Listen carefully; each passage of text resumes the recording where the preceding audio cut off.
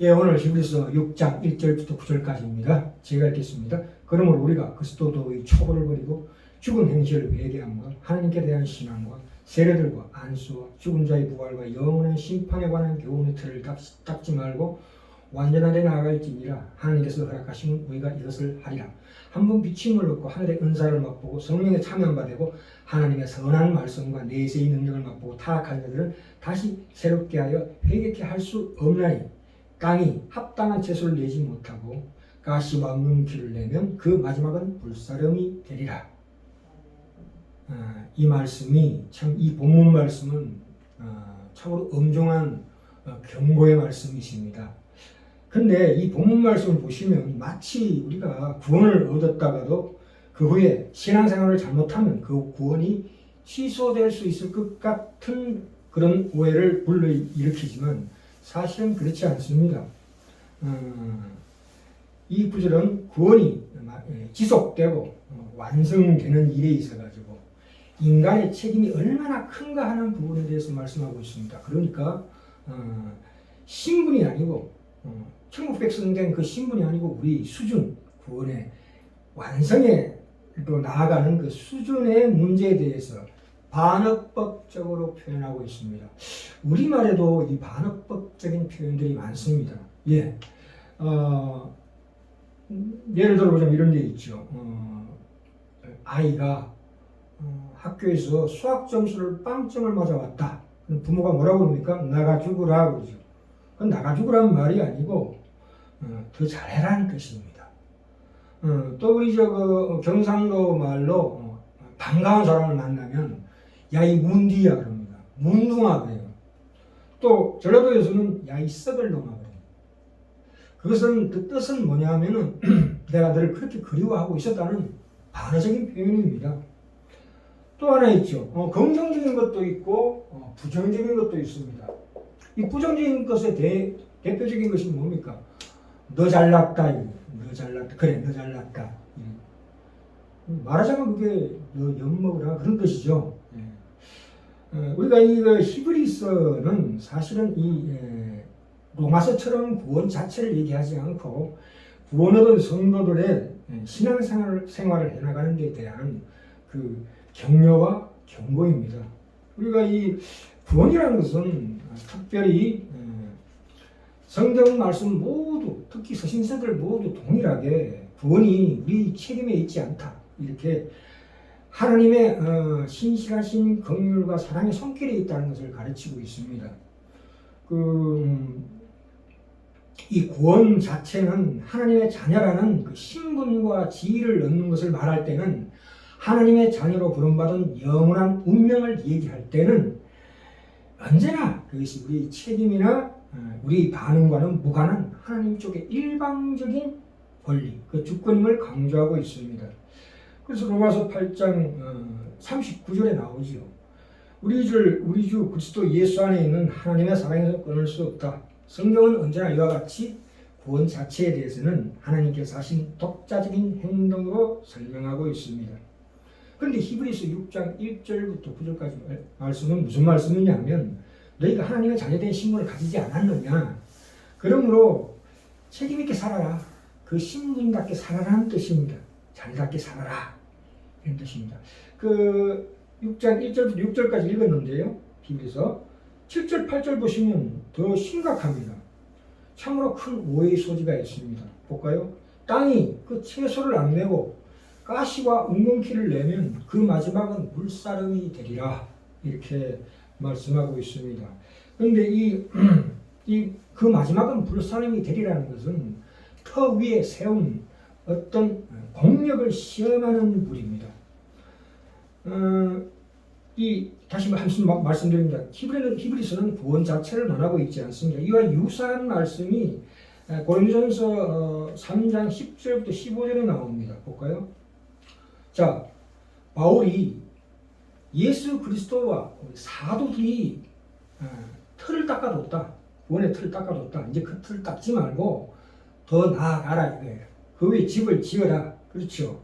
11절에 보시면 고린도전서 3장 11절에 이 닦아둔 것 외에 능히 다른 틀을 닦아줄 자가 없으니 이 틀은 곧 예수 그리스도시라. 그러고 난 다음에 12절에 그 위에다가 금이나 은이나 보석이나 나무나 풀이나 지푸로 이 터 위에 세우면 각각 공력이 나타날 터인데 그 불이 시험을 한다 이 뜻입니다. 불이 그 사람 각 사람의 공력이 어떠한 것을 시험할 것이니 그 누구든지 공력이 불타면 해를 받으리니 더 심각한 얘기가 나옵니다. 해를 받는데요.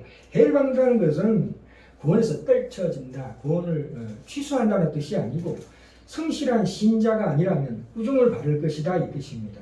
그래서 뒤이어 누구든지 공력이 불타면 해를 받으리니 그러나 자기는 구원을 얻되 불 가운데서 얻는 것 같으리라. 마치 불 가운데 빨갛고 튀어나오는 것 같은 부끄러운 구원을 받는다. 나중에 하나님 앞에 섰을 때 부끄럽지 않을 자가 되려면 어떻게 해야 하는지 엄중한 경고를 하는 대목입니다.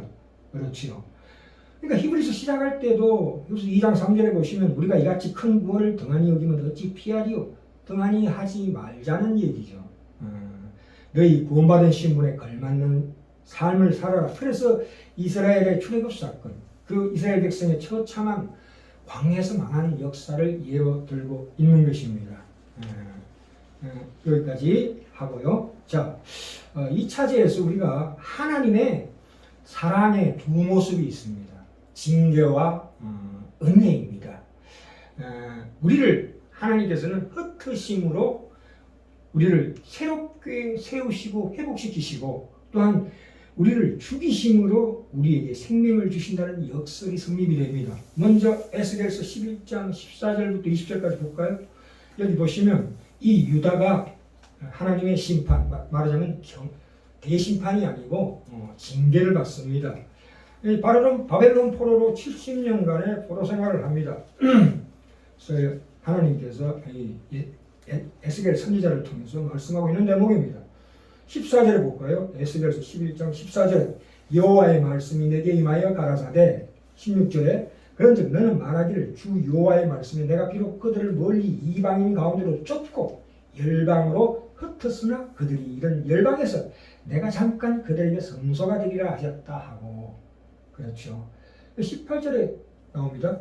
그들이 이제 바벨론으로 포로로 끌려가서 그 가운데 모든 미운 물건과 가증한 것을 제하여 버릴지라 마음속에 있는 우상이나 잘못된 종교 행위를 버릴지라 이 뜻입니다. 19절 내가 그들에게 일치한 마음을 주고 그 속에 새 신을 주며 그 몸에서 굳은 마음을 제하고 부드러운 마음을 주어서 이제 20절에 내 율례를 쫓으며 내 규례를 지켜 행하게 하리니 그들은 내 백성이 되고 나는 그들의 하나님이 되리라. 다시 회복시킨다는 얘기입니다. 더 크게. 또한 로마서 8장 13절에도 나오지요. 우리를 죽이심으로 우리에게 생명을 주신다 하는 역설은 너희가 육신대로 살면 반드시 죽을 것이로되 영으로서 몸의 행실을 죽이면 살리니 이렇게 말씀하고 있습니다. 우리가 이 사랑이라는 흔히 우리가 사랑이라는 것은 상대방에게 반드시 좋은 것을 주고 상대가 상처받지 않게 한다고 해야 한다고 생각합니다. 그래서 상대방이 상처받지 않게 하기 위해서 내가 괴로워하는 모습을 낭만화하는 그런 소설이나 책들을 많이 볼 수 있습니다. 그러나 진실로 진정한 사랑이라면 상대방에게 고통을 줄 수 있는 정도까지 내가 책임 있는 존재가 되는 것을 포함합니다. 포함해야 된다 이 뜻입니다. 우리가 부부간에 서로 상처를 주고받죠. 점점 더 사랑이 깊어갈 때 반드시 서로가 서로에게 상처를 줄 수밖에 없다 이겁니다. 그러나 이때의 고통은 고통을 위한 고통이 아니라 성숙과 완성을 위한 고통이다. 제가 예를 하나 드릴게요. 제가 라면 김밥집에서 라면을 주문했는데 만약에 주인이 잘못 알아듣고 김밥이 나오면 어떻게 됩니까? 라면을 바꾸면 되죠. 그건 거래관계니까. 그 주인과 나는 분식집과 나는 거래관계니까.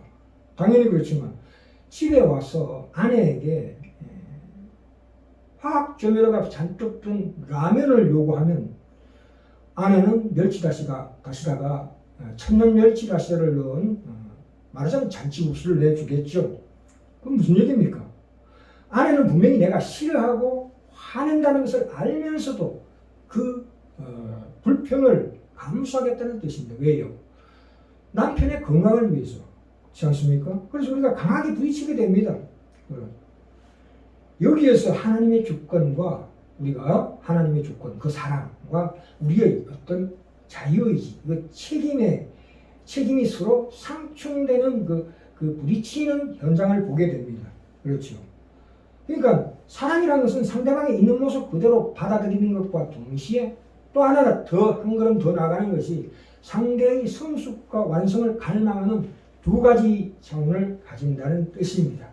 우리가 부부생활을 오래 보면 알 수가 있습니다. 사랑이라는 것은 타인을, 상대방을 그대로 받아들이는 것이고, 그래서 한 걸음 더 나아가서 그 사람의 변화와 성숙과 완성을 도모할 수 있어야 그게 진정한 사랑이다 뜻입니다. 그렇죠. 사랑이라는 것은 사랑하는 사람에게 저 사람은 나쁜 사람으로 인식될 위험에 자기 자신을 노출하고 그 오명을 그대로 뒤집어 쓰는 것. 그래서 거기에서 인내가 나옵니다. 그것을 감수하는, 상대방의 불평과 원망을 감수하는 신시함을 요구합니다. 이것은 세상을 사랑으로 하나님께서 창조하시면서 그 인간의 수많은 역사를 통해서 인간의 불평과 비난의 대상이 되기로 작정하신 하나님의 역설적 영광을 봐도 우리가 알 수가 있습니다. 예. 자, 볼까요? 이제 히브리서 6장으로 다시 갑시다. 6장 1절로 그러므로 우리가 그리스도의 초보를 버리고 죽은 행실을 회개함과 하나님께 대한 신앙과, 여기 죽은 행실을 회개한다는 것은 우리가 거듭나기 전에 행한 모든 죄악된 행위를 의미합니다. 그리고 여기 하나님께 대한 신앙입니다. 하나님께 대한, 이게 다 그리스도의 초보에 대한 말씀이거든요. 그래서 하나님께 대한 신앙, 이거 일반 유대인들도 하나님께 대한 신앙이 있습니다. 그래서 하나님을 신앙함이 경건의 근본이라는 것은 기본입니다. 그러나 우리는 거기에 머물면 안 된다. 그 뒤에 지금 하늘에서 살아계신 중보자 예수님을 믿어서 더 생동력 있게 영적인 실생활을 가지지 않으면 안 된다는 뜻입니다. 하나님을 아는 정도는 위신도 가지고 있습니다. 야고보서 2장 19절에 나오지요. 너희가 하나님은 한 분이신 줄 믿느냐? 헛하는 사람들아, 위신도 믿고 떠느니라, 이렇게 말하고 있습니다. 그러니까 그리스도의 도복, 초복, 터에 머물지 말고 그 위에 쌓아라. 공력을 시험할 것이다. 하나님께서 너희들을 자녀답게 키우게 나아갈 수 있게 하나님께서 우리를 징계하신다, 이 뜻입니다. 자, 여기 세례드리라는 2절에 6장 2절에 세례드리라는 것은 예전에 유대교의 그 일반적인 정결례식에도 세례가 있었습니다. 그러나 우리 기독교에서는 뭐라고 그럽니까? 물세례와 성령세례를 강조하죠. 물세례라는 건 무엇입니까? 죄 씻음입니다. 그리고 성령세례라는 것은 성령의 우리 안에 내주하신 오순절 성령사건을 얘기하고 있습니다. 이것은 다 터입니다. 터. 거기에서만 머무르면 안 된다. 맨날 그것만 바라보며 그것만 계속 되풀이하고 있으면 안 된다는 거죠. 더 앞으로 나아가는 뜻이에요. 그리고 안수 나옵니다. 안수라는 것도 사실 구약시대 때부터 널리 행해지던 관습이었습니다. 이것은 필수의 것은 아닙니다. 안수한다는 것이. 예수님도 사도들을 세우실 때 안수하시지 않으셨습니다. 자, 그 다음에 여기 중요한 대목이 나오는데요. 죽은 자의 부활과 영원한 심판에 관한 교훈의 터를 다시 닦지 말래요. 이게 무슨 말씀이냐면 내세에 관한 것이죠. 유대교 교리 내에도 종말론적인 신앙이 있었습니다. 또한 현대 우리 다른 종교에도 내세 신앙은 반드시 있는 법입니다. 그러니까 천국과 지옥이죠. 극락과 지옥이다. 이런 거. 이건 초보 신앙입니다. 우리 기독교는 특별히 하나님이 계신 곳이 천국이다. 이렇게 알아야 합니다. 하나님이 안 계신 곳은 지옥이다. 그래서 하나님 없는 천국, 그 천국과 지옥을 우리가 생각하는 것은 분명히 초보적인 교리에 머물 수밖에 없다는 것입니다. 항상 우리가 이 말씀을 볼 때 그리스도의 도의 초보가 무엇이냐, 그 터가 무엇이냐, 이게 터에 대해서 얘기하고 있는 것이거든요. 그래서 이어서 교훈의 터를 다시 닦지 말고 완전하게 나아갈지니라. 이 말씀이 무슨 말씀이십니까? 처음 예수 그리스도를 믿고 나아갈 때에 지나치게 이런 초보적인 문제들에 집착하지 마라. 말하자면 오순절 성령세례. 그걸 오늘 나도 다시 반복해야겠다는 생각은 잘못된 겁니다. 그건 터지요. 그걸로 끝입니다. 한 번 더 영원한 것입니다. 이제는 더 나아가야 합니다. 또한 성령의 은사들이 무슨 방언이나 예언의 은사 이런 것들도 다 단회적이고 영원한 것입니다. 그것으로 예수 그리스도와 사도들의 그 기적이 더 이상 이어지지 않습니다. 오늘날은 그거 더 나아가야 합니다. 그 이상은. 그러니까 어떤 기적이나 그런 은사들, 그건 무슨 말씀이십니까? 아까 고린도전 10장 10절부터 15절에 나왔지요. 터에 머물지 말라. 터를 다시 닦지 말라. 이 뜻입니다. 죄송합니다. 교훈의 틀을 다시 닦지 말고 완전하게 나아갈지니라. 그러니까 예수 그리스도의 대제사장 사역이라는 것은 지금 현재 우리에게 주시는 영원한 구원사역의 과정이고 완성하는 하러가는 그 단계, 그것을 밟아라 이 뜻입니다. 그래서 3절에 하나님께서 허락하시면 우리가 이것을 하려면 무엇을요? 하나님께서 허락하시기만 한다면 무엇을 합니까? 우리가 구원의 완성을 향해서 나아갈 수 있다. 앞으로 쭉쭉 나아갈 수 있다는 거죠. 다시 4절 5절 볼까요? 한번 빛이 물고 하늘의 은사를 맛보고 성령에 참여한 바 되고 하나님의 선한 말씀과 내세의 능력을 맛보고 타락한 자들은 다시 새롭게 하여 회개케 할 수 없다고 나옵니다. 여기 한번 빛이 물는다는 것은 한 번으로 그 비침이 끝마친 상태를 얘기하고 있습니다. 하늘의 은사를 맛보고 성령에 참여한 바 되고 분명히 복음의 어떤 기적이나 영적인 깨달음을 얻었지만 거기에서 멈춰진 자입니다. 이 생명이라는 것은 반드시 자라나는 것이 가장 중요한 특징인데 이제 더 앞으로 말씀으로 자라나가지 못하면 안 된다. 그렇죠. 우리가 복음의 지역 말단적인 것에 머무르면 안 된다는 뜻입니다. 분명히 진리의 말씀을 듣고 보고 알고 하늘의 은사를 맛보고 성령에 참여한 바 되었다. 그는 무슨 맛보았다는 거죠. 참여하였다는 거지요. 그러나 그 은사, 선물을 맛본 정도이고 그 은혜를 단단히 붙잡은 것은 아니라는 거죠. 단단히 붙잡고 앞으로 더 나아가라는 것이죠. 그렇죠. 하나님의 선한 말씀과 내세의 능력을 맛보고 하나님의 복음의 기적을 얘기하고 있습니다. 다시 한번 말씀드립니다. 이 맛보기만 할 뿐 시작만 하고 전진하지 않는 자들은 참으로 위태하다. 이런 경고의 말씀입니다.